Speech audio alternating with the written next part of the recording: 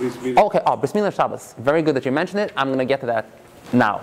So, Bris Milah and Shabbos. Why is this so important in the discussion in here about the Sadducees and the Hellenism and all that? I hinted at this last week. The Shabbat and Milah are two of the things that are specifically singled out by the priestly source as oath berith, the sign of the covenant. Okay, the circumcision is needless to explain. It's a physical sign that carries with you until your death. With us. Right. So once a person is circumcised, he is differentiated from any other person as part of that covenant, right? As a signatory to the covenant between the Jewish people and God. And Shabbat is also something that was apparently only observed by the Jews, and no other nation observed the seventh day as a day of rest, or at least to the extent and with the details that the Jews did. And so those two became a sign of the covenant, and that's why when the Sadducees came in and it started to forcibly abrogate the law, the things that they picked on first were these two things, Shabbos and Milah, because these were the markers, the ethnic markers and the religious markers for these people. So they figured that if we can get rid of those, then essentially what they're doing is revoking the whole covenant. Right? You're becoming part of the Hellenistic world. You don't have, the covenant between you and God doesn't exist anymore. If you're not circumcised, there's no basis for that covenant, there's no sign for that covenant, so you're part of the Greek world. At what point did Elok come to be understood as the primary sign? The priestly source. The priestly source operated probably during the exile and the early Second Temple period. The priestly, I don't understand. Doesn't come without Rimavino? Not according to modern textual scholars, no, textual critics, no. He might have circumcised, but not as a... Hold on a second, let me qualify that. Circumcision... Let me qualify that. Abraham may have circumcised the son. I'm not denying that. And himself? But that was practiced throughout the ancient Near East, perhaps. And the only people who didn't practice it is the Aralim, the Pelishtim, the Philistines, who came from the west. They were Greeks. And the Canaanites neither. The Canaanites did. The locals did. It has been said that all over the ancient Near East, and even you still have it with female circumcision to some degree as well. However, what could have been specifically Jewish was a commandment to do it on the 8th day, as opposed to take this thing which everybody has, and we'll make it special as a covenant when you do it on the 8th day. There are some who give that explanation as well. That the uniqueness was just on when you do it, not what you do. So sounds blasphemous to me. It doesn't necessarily have to say blasphemous. Yeah, but I mean, I'm not denying that he's circumcised. In fact, I believe he did, because the culture at the time was one that supported this this practice. The sons did in Shechem. I mean, it was a whole scandal because of the circumcision of the... It could be they specifically came from a tribe of people that didn't do it. It's a major issue. Now you have debunked. Can I say something? Yeah. There's a book called The Forest People. Forest? Forest People. Which deals with the pygmies in the rainforest in Central Africa. And they have been doing the circumcision for... There you go, exactly.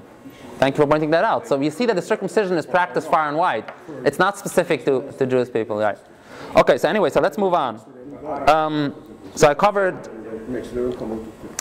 the one aspect. I covered the Torah Shabbat and Torah Shabbat Peh, and why the Pharisees wanted this Torah Shabbat Peh, whereas why the Sadducees avoided it. Other things that Josephus mentions, very, very interesting, very fascinating what he tells about them. He says that, and they follow, he talks about the Pharisees now, they live meanly. Meanly here means average, not luxuriantly, and despise delicacies in diet, and they follow the conduct of reason. I was very taken aback by this. They follow the conduct of reason. Nowadays, I would think that the rabbinic tradition is more dogmatic, right? You need to follow this. You cannot reason. So what does this mean, they follow the conduct of reason? Actually, he's right. If you think about it, what are the Sadducees saying? The Sadducees are saying that you cannot basically reinterpret the text. Whatever is written, they were conservative. To use the analogy of the early the period of the American Revolution, you had the Jeffersonians and you had the Hamiltonians. And you know what I'm talking about? So you have the strict Fundamentalist. Right. Fundamental. I don't want to use the term fundamentalist because... Literalist. A literalist, exactly. Thomas Jefferson was a literalist. He said, whatever the Constitution says, we're authorized to do. If it's not there, you have no basis for doing it. Nowadays, we have come extremely far from that position. We're doing things that were never authorized by the Constitution. Some of these things were later challenged in court, rightfully so, and we had amendments to make them valid. But many of the things that we do are clearly, our founding fathers didn't have those practices in mind. Now, you could argue, and this is what Hamilton would argue, is that those founding fathers didn't foresee such a development in such a far and sophisticated development in our society. And so, yeah, of course they couldn't write about it because they didn't... Still the spirit. The spirit, exactly. If they had known where we would be nowadays, they would be okay with you expanding, the federal government expanding its power and creating a central bank, for example. Not if you ask Ron Paul. Yeah. So that's exactly my point. So this is an ongoing question. So nowadays, I don't want to pigeonhole our modern political parties, which are very iffy, very not iffy, fickle. You know, they change frequently, and they don't know what they're doing themselves. But at least traditionally, going back 200 years, the original two-party system was one of literalists and people who are willing to reform and expand the text. And I think this is a very good analogy which illuminates what the Pharisees versus the Sadducees were doing. The Sadducees were taking the text literally. Whatever the text says, we follow. We don't care about updating the text to the spirit of the time. So we're not... But when Josephus speaks about that, I think he's also taking into consideration more like you've seen, people who are totally off the board. So they weren't dealing with reason. They dealt with much more spiritual things, and they were celibate, and they lived in the mountains. I think that mostly he's contrasting this with the Sadducees, because the Essenes were completely separate. Most of the contrasting that he does is between them and the Pharisees, between the Pharisees and the Sadducees. When he speaks of reason, I think that's what I think. Maybe, but my take on this is that he saw the Sadducees as against reason in the sense that they're not updating the text. Okay, they're not reforming the text. So according to this understanding, the Pharisees were actually reformists. This is a very revolutionary perception of who the Pharisees really were. Because nowadays, if we fast forward 200-300 years, then you look at the Pharisees, you look at the rabbis as very conservative, right? You have to follow, this is how we do it. But that's not how it was originally. In the early days of the Pharisaic movement, what they advocated is saying that I don't need to go to the priest and follow the priest's injunction. I can actually reason my way into how to observe God. And if there's something that is unacceptable, we can change that. Case in point, shein tachas shein, ayin tachas ayin. So according to the Talmud, the Sadducees insisted that it's literal, and the Pharisees said, no, it's not literal. We're not going to knock out somebody's tooth because they knocked out somebody else's tooth. And so they basically changed that. So to me, it's pretty obvious that the authors of the Bible meant that literally. We know this from the Hammurabi Code, from all the other codes in the ancient Near East at the time when the Bible was presumably written. So the people who codified this law in the first place meant it literally. But at a certain point in the development of culture and development of society, it just became unacceptable anymore. But you can't expurgate the text. The text is holy. So you come up with this oral tradition that is the value of the tooth. And so you think that Tziduk can actually give they did eye it. for an eye? Yeah. Literally, yeah. The Talmud says that. The Talmud says that the Sadducees believe that that's literal.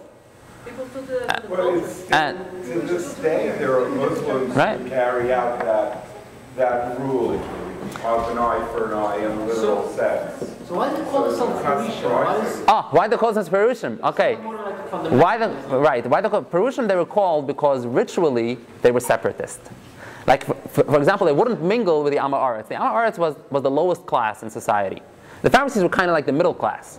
The priests were the aristocracy, and then the Pharisees were the middle class, and the Amma Aretz was the simple peasant who has basically nothing. He was being taxed over the head, And How do you spell I have a that? question for Things you. never change. what's that? How do you spell the last one? The lower class. Oh, the Am Haaretz. Am Haaretz means the people of the land. How do you spell that? Am means right. Right. It has a Well, if you read Norman Mailer's book, novel, The Gospel According to Jesus Christ, he depicts the Essenes not only as living in the deserts and communes, they had these rural, urban Essenes. That some Yes. Essenes were actually living Right. in the, is that Yeah. true? Or? Yeah, I've heard of that. I don't think that, I'm not sure if Josephus mentions that. I mean, he's our biggest source for the Essenes by far. And it's interesting that he talks the most about them, even though they're by far the smallest group. But just to bolster your point a bit, is I forget her name, I think her name is Hauptmann. She wrote a book called Rereading the Rabbi. And basically she says that if you look at the Pharisees, you'll see that they really take biblical law and they smooth it out quite a bit. And that the rabbis were exactly as you said. They were reformers, they were progressive. And if you look at some biblical when it comes especially to women's issues and stuff like that, Right. the Bible is very stark and it's very, and the rabbis are really progressive and they're open to change and so many different right. And ultimately, this is precisely why and how Judaism survived. And how the Pharisaic movement or school of thought survived, whereas the Sadducees vanished. Right. Why? Why? Because the Pharisees were willing to change with the time. This is so revolutionary, me saying this. I mean, if I had to confront this notion 15 years ago, I would have said, you're crazy saying such a thing, right? But no, that's not true. The Pharisees in the early years, they were the ones who were willing to reason. Josephus says it in his own words. They were the ones willing to basically look at the text and say, this is, maybe the person who wrote this at the time, 1,000 years ago, maybe it made sense in that era. But nowadays, we need to change something. I'll give you some other examples of things that were not considered politically correct or culturally acceptable at the time, and the Pharisees modified it. There is a... You have a theory why they were different than Amoraxim? You have a what? What's your theory? Why didn't they... Oh, theory? Why? Didn't they mingle with the Amorites? Oh, the Parashim didn't mingle because they had the purity laws. They were trying to emulate, remember I mentioned earlier? They were basically saying that we can take whatever the priest is doing in the temple, all the purification that he does before he does their sacrifices, we can take that and extrapolate that and practice that outside the temple. That's what the Pharisees were doing. Essentially they were saying, I'm a priest myself. I can do the same things you're doing. I can go to the mikveh the same way you're doing it. I'll take the... Outside the temple. Yeah. And so for them, they had to separate between the Amorates, because the Amorates definitely didn't practice that. The Amorates were people, simple people, and they just wanted to put bread on the table. For them, the only things they observed was maybe the 3 pilgrimages 3 times a year, or other things like that. They were essentially non-involved with any dogmatic issues. They didn't take sides in anything. They were just simple people. So Today's Jews are descendants of the Pharisees? yes, today's movement, the rabbinic movement that survived the Second Temple destruction, is descendant from the Pharisaic movement. And so I'm basically, my theory is that the reason and the basis for the survival of the Pharisaic movement, whereas the Sadducee movement withered away, is that the Pharisees were able, they had the equipment and they had the philosophy and the approach that enabled them to reinterpret the text, where the Sadducees, first of all, the Sadducees never studied the text in the first place. To them it was just, ritual. But in addition to that, even to the extent that they did study the text or read the text, they were averse to any changes. And rightfully so, because people who have power are naturally conservative, right? So they're not interested in changing anything. I mean, who do you think gets their tooth knocked out? It's not a Sadducee. Okay? Who knocks out a tooth of somebody, right? This whole thing is not relevant to them. I wanted to give 2 more examples. What did I say? Ayin tachas ayin was one, like eye for an eye. The other one is ufarsu as a simla le'einei ziknei ha'ir. They should spread the garment in front of the elders of the town. So what's this story there? a man marries a woman, and the woman is supposed to be a virgin, but he claims that she isn't. So you bring it before a court, right?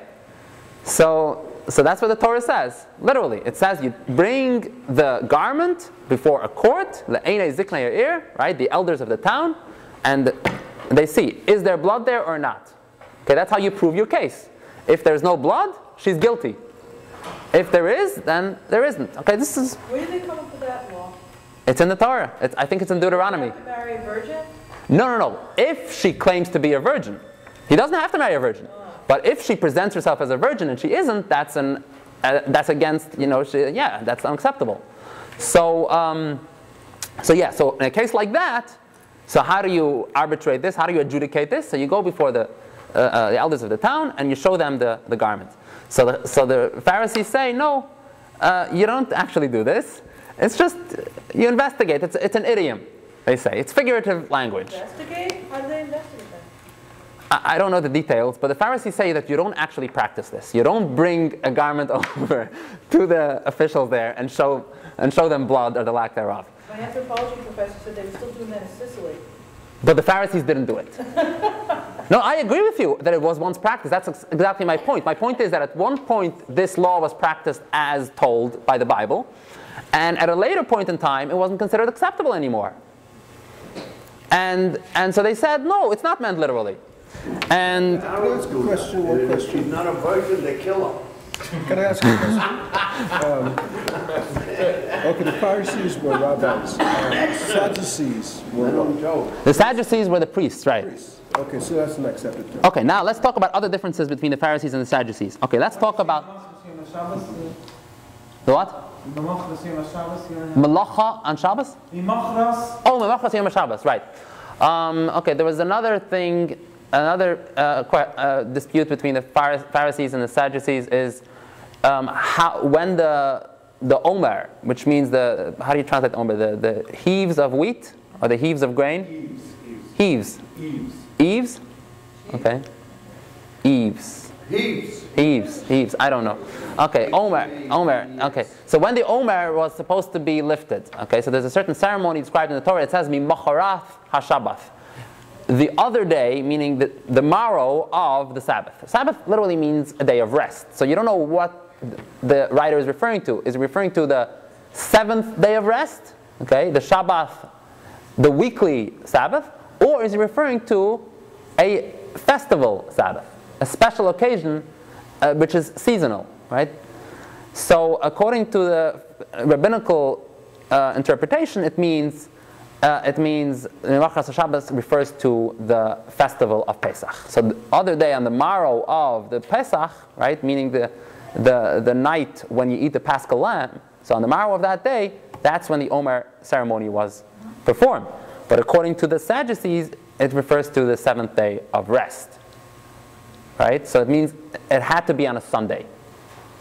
So that's their interpretation. Which one modern scholars would side with, I'm not sure. According to the Pharisees, it's definitely an anomaly because everywhere else in the text, Shabbat refers to the seventh day of the week and not to a festival. So I'm not sure exactly, but there might be some validity to their claim as well. It could be actually that the text originally meant a holiday.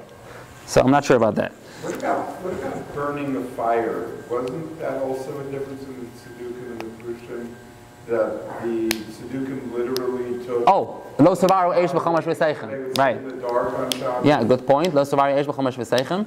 That's another difference. According to the Sadducees, it says you cannot kindle a fire in all your residences on the day of the Sabbath. So they construed that literally, meaning, okay, lo savaru is not just kindle. Lo savaru means you cannot burn. You cannot burn, right? So you cannot have it burn. So they said you can't cook on the Sabbath. As far as that doesn't mean for lighting purposes, it means for cooking purposes. And so you cannot cook, you cannot, in other words, if you start cooking the meat before the Sabbath, you have to take it off the stove. It has to be cooked already by the Sabbath. You can't let it cook once the Sabbath day comes in. Well, you can't keep it warm even. Warm, I wouldn't say so, because warm is not considered... Yeah. Yeah, but warm is not considered a malacha. You know, keeping something warm is not... But the fire is burning. I understand, but if it's already cooked, then the fire burning is irrelevant because the food is edible anyway. And nobody's going to eat raw... Nobody's going to eat raw meat. So, lo savari yesh means you cannot burn a fire in order to accomplish something useful, namely to cook food, to cook meat. But if the meat is already cooked, then it could... What was the purpose of this? Of what? Of this not cooking? Where was It's considered a malacha, supposedly. I mean, that's the conventional understanding. L'savaro eish because it's considered working. You're working on Sabbath. Have all the food prepared before the Sabbath. Yeah. So one of the ways of preparing the food is that it should already be cooked. It's not just putting up to the stove that's forbidden. Leaving it on the stove, that's also considered part of the thing. Now, obviously, this would have been a major inconvenience if the text meant that. So I don't know if the text meant that, but let's assume, for argument's sake, that the author of the text meant that you cannot have food cook on the Sabbath, even if you're not doing anything. And in that case, the Pharisees would have modified that, and they would have made that. They would have diluted it. Right. They would have made that. They would have taken the sting out of it by changing that and saying that that's not what the text meant. Let's not miss the general picture and go into details.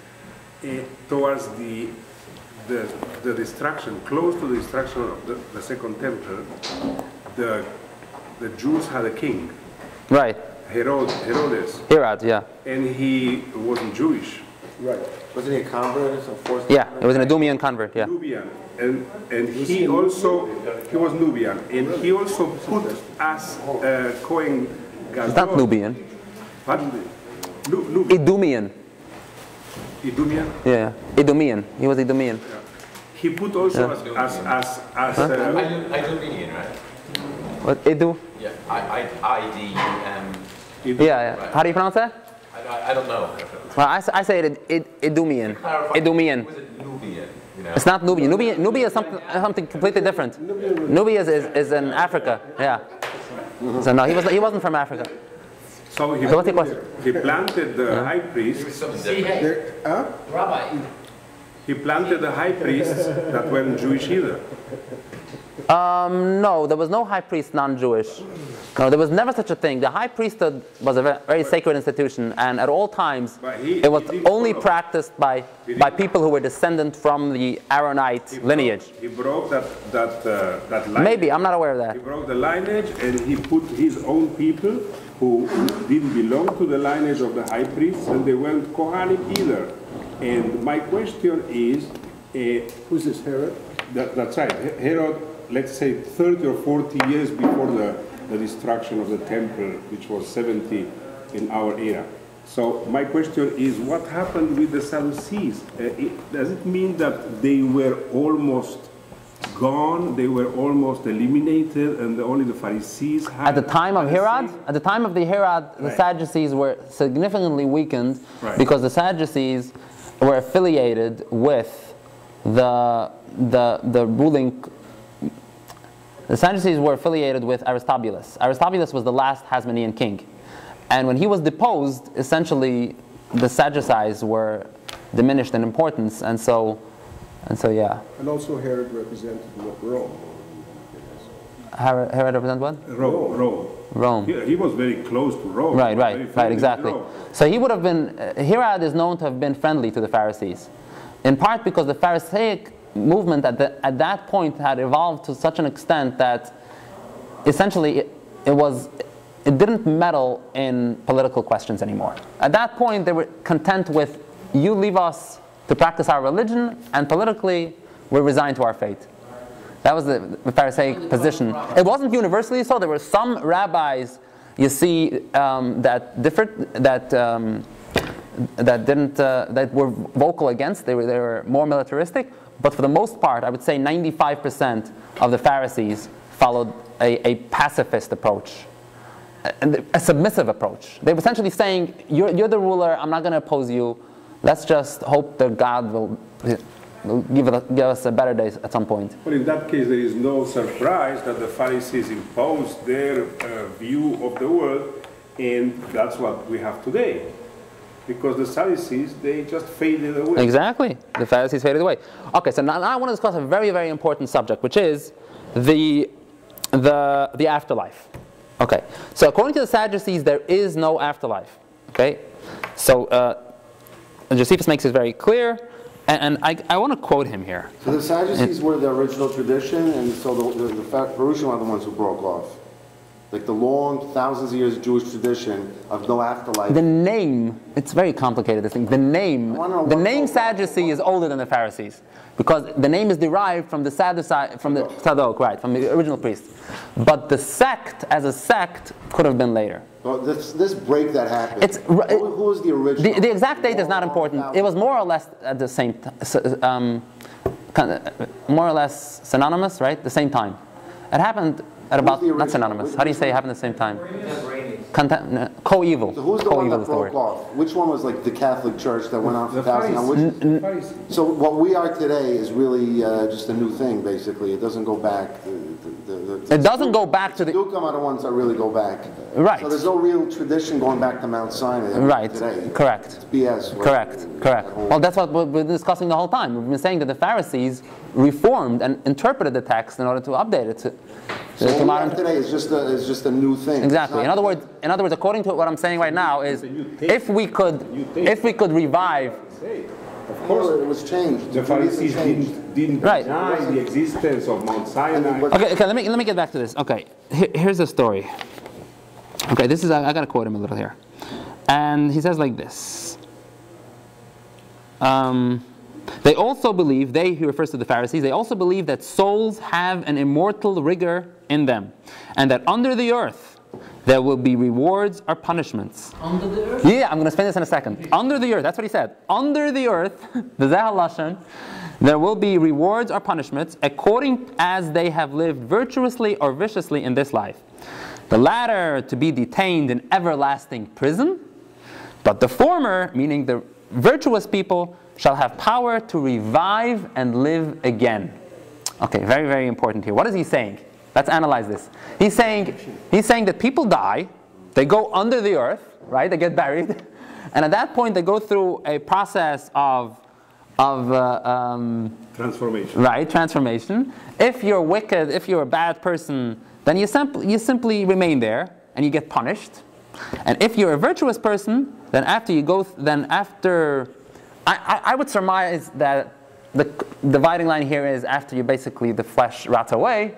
At that point, if you're worthy enough, you get revived again. Does that mean reincarnation? So, reincarnation, exactly. So apparently Gilgul, I would interpret this as a belief in Gilgul. Most people will tell you that, you see, the problem here is that during the Middle Ages, the Jewish people believed, and this was codified by Maimonides, so his understanding of the revival of the dead was one of a single event, right, in the future, right, and all the dead will get revived again, which of course has many difficulties. You know, billions of people, where are these people going to live? But according to what Josephus is saying here, it doesn't mean that. It's not a single event, and it's not common to all people who ever lived, and it's not during a time that God comes to redeem the people or judge the people or any of that sort. It's an individual thing, and it depends purely on your merits. If you want to translate it in literally. Right, that's what he's saying here. He's saying that if he goes under the earth, he uses the term under the earth, I love that term. There is reward and punishment under the earth. That's what he says. In the Sheol, in the Hades, what the Greeks call Hades, what the Hebrews called Sheol in the Old Testament, Sheol. Sheol is the grave. And in your grave, the soul survives, and the soul experiences either reward or punishment, according to the Pharisees. Okay. And the soul is undergoing either reward or punishment, and the ultimate reward is that you get to rise again. But the thing that Rambam also recognizes evil. No, the Rambam doesn't. The Rambam definitely understood Tchias HaMeisim to mean Shetia Tchias HaMeisim, in the future. There will be a time. And not only that, but I will even I will even venture to say that the benediction that we say, is it the second or the third? Second one, right? Baruch Ata Adonai Mechayeh Hametim. Right? The one who, what is